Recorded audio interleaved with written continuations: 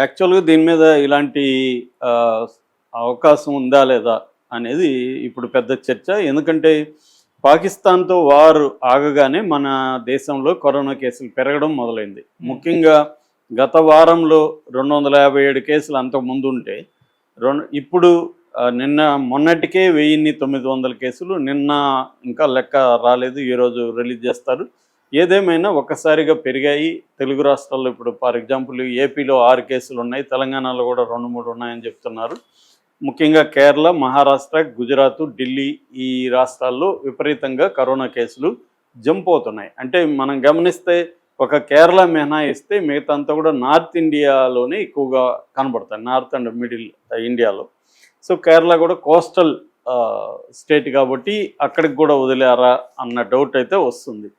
So ఇది ఇప్పుడు ఒక చర్చ జరుగుతుంది. పాకిస్తాన్ బయోవార్కి తెరలేపింది అనే ఒక చర్చ జరుగుతుంది. ఈ నేపథ్యంలో అసలు గతంలో మనం పరిశీలిస్తే అసలు పాజిబుల్లా సినిమాలు, నవల్స్ అంటే చాలా వచ్చాయి దీని మీద. అయితే ఇది పాజిబుల్లా అనుకున్నప్పుడు గతంలో ఏంటంటే 2019లో కూడా చైనా నుంచి కరోనా వైరస్ సార్స్ CoV-2 అనే వైరస్ COVID-19 కారణమైన ఈ వైరస్ అనేది చైనా నుంచే వచ్చింది. అయితే చైనా నుంచి ఎలా వచ్చింది అనే దానికి రకరకాల థియరీలు ఉన్నాయి. ఒకటేమో చైనాలో గబ్బిలాల నుంచి వచ్చింది. దీన్నే జునాటిక్ వైరస్ అలా అంటారు. జునాటిక్ వైరస్ అంటే యానిమల్స్ నుంచి మనుషులకి రావడాన్ని జునాటిక్ వైరస్లు అంటారు. అటువంటి జునాటిక్ వైరసే ఇదే అని చెప్పారు. అక్కడ చైనాలో వుహాన్ స్ట్రీట్ మార్కెట్ అంటే వుహాన్ అనే ఒక టౌన్లో వుహాన్ సీ ఫుడ్ మార్కెట్ అని ఒక మార్కెట్ ఉంది. ఆ సీ ఫుడ్లో రకరకాల గబ్బిలాల దగ్గర నుంచి అన్ని అమ్ముతుంటారు. సో అక్కడ గబ్బిలాల నుంచి తర్వాత పన్గోలిన్స్ అంటారు. పన్గోలిన్స్ అంటే ఒక రకమైన మమ్మల్స్ జాతికి సంబంధించినవి. వాటికి పెద్ద పెద్ద పొక్కుల్లాగా ఉంటుంది బాడీలో. సో ఈ రెండింటి నుంచి వచ్చిందనేది అప్పుడు వచ్చిన వార్త. ఎందుకంటే ఇది ఎపి సెంటర్కి దగ్గరగా ఉందన్నమాట వాళ్ళ అవుట్బ్రేక్ అనేది. రెండవది ఏంటంటే ల్యాబ్ లీక్ హైపోథిసిస్ అంటారు. ల్యాబ్ లీక్ అంటే ల్యాబ్ నుంచి పొరపాటుగా లీక్ అయిపోయింది, కావాలని చేయలేదు అని.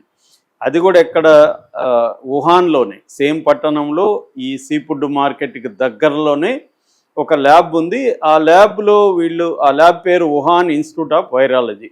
అక్కడ వీళ్ళు వైరస్లకు సంబంధించిన ప్రయోగాలు చేస్తున్న క్రమంలో ఈ వైరస్ అనేది పొరపాటున లీక్ అయిపోయింది. అందుకని దగ్గరున్న ఈ మార్కెట్లోకి స్ప్రెడ్ అయింది అనేది ఒక థియరీ. దీనికి ఏమి ఆధారాలు లేవు, కానీ ఇదొక థియరీ. మూడోది కావాలనే వీళ్ళు ఇంటెన్షనల్గానే దీన్ని ప్రపంచం మీదకి వదిలారు అనేదానికి మూడో థియరీ. ఇలా చెప్పడానికి కారణం ఏముందంటే చైనీస్ వైరాలజిస్టు, చైనాలోనే ఉండే virologist doctor Li Meng Yan అనే ఒక ఆవిడ ఇది ఖచ్చితంగా వీళ్ళే మా వాళ్ళే కావాలని చేశారు అని చెప్తుంది. దానికి ఆమె కొన్ని ఎగ్జాంపుల్స్ కూడా చెప్పింది. ఎందుకంటే వుహాన్లో ఒక్కసారిగా బయటకు వచ్చినాక కూడా ఇంటర్నేషనల్ ట్రావెల్ని ఆపలేదు వాళ్ళు. ఎయిర్పోర్ట్స్ ఇంటర్నేషనల్ ఫ్లైట్స్ని క్లోజ్ చేయడం అవేమీ చేయలేదు. డొమెస్టిక్గా రెస్ట్రిక్షన్స్ పెట్టారు, కానీ ఇంటర్నేషనల్ రెస్ట్రిక్షన్స్ ఎందుకు పెట్టలేదు అంటే కావాలనే ఇంటర్నేషనల్గా దీన్ని స్ప్రెడ్ చేయాలని ఒక ప్లాన్ వేసుకొని వాళ్ళు చేశారు అనేది ఒక థియరీ అనమాట. ఇలాగా గతంలో చేయలేదా అంటే మనకి చరిత్రలోకి వెళ్తే ఫస్ట్ మనకి రికార్డ్ అయిన చరిత్రలు ఏంటంటే మంగోలియన్ పీరియడ్లో బ్లాక్ డెత్ని వాళ్ళు బయటకు వదిలారని చెప్తారు. అప్పట్లో బ్లాక్ డెత్ అంటే ఇది వచ్చి దాదాపు 14th century plague, small pox ఇలాంటి వాటిని జనంలోకి వదలడం అనేది మనకి ఫస్ట్ 14th centuryలో మంగోలియన్స్ చేశారని చెప్తారు. ఆ తర్వాత 18th centuryలో బ్రిటిష్ వాళ్ళు ఏం చేశారంటే ఈ నార్త్ అమెరికాలో అంటే దాని ఏమంటారు వాళ్ళని మనం రెడ్ ఇండియన్స్ అంటారు, లేదా నేటివ్ ఇండియన్స్ అంటారు, లేదా నేటివ్ అమెరికన్స్ అంటారు. మనకి సినిమాలు చూస్తే అప్పట్లో ఆ ఇండియన్స్ ఎలా ఉంటారో అర్థమవుతుంది.